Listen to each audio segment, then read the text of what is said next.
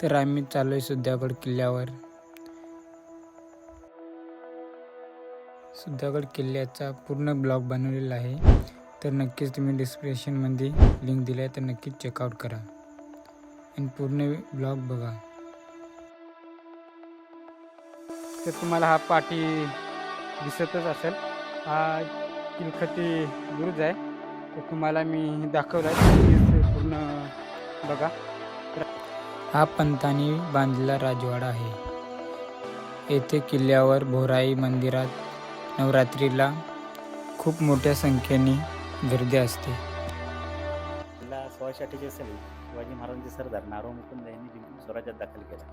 त्यानंतर महाराजांनी जी राजधानीसाठी पाणी केली होती. तर रायगडमध्ये ठिकाणी असताना रायगडमध्ये लक्ष ठेवून सोपं जाणार होतं आणि महाराजांनी रायगड गेले.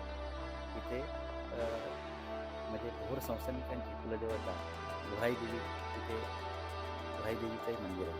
तिथे नवरात्र उत्सव मोठा असतो. अश्विनी शुद्ध प्रतिपदा ते विजयादशमी या दिवस येणाऱ्या लोकांना राजवाड्याचे जे महाप्रसाद असतात तिथे मंदिरात भजन कीर्तन हे कार्यक्रम असतात.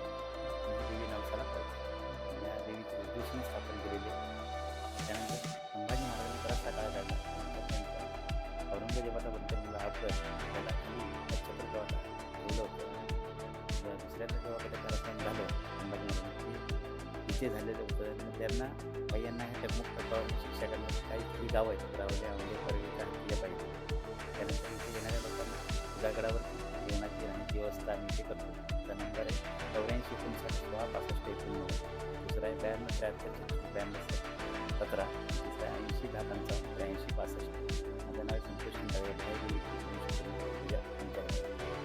आताच पंडित आपल्या काकांनी तुम्हाला नंबर दिले, त्या नंबरवर कॉन्टॅक्ट करा, त्यांचा संवाद साधा. नंतर तुम्हाला जो व्यवस्था असते आपली ते तुम्हाला जेवणाची राहण्याची व्यवस्था असते ते तुम्हाला पूर्ण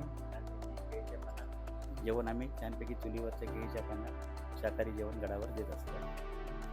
धन्यवाद. जय शिवराय, जय भवानी. छत्रपती शिवाजी महाराज की जय.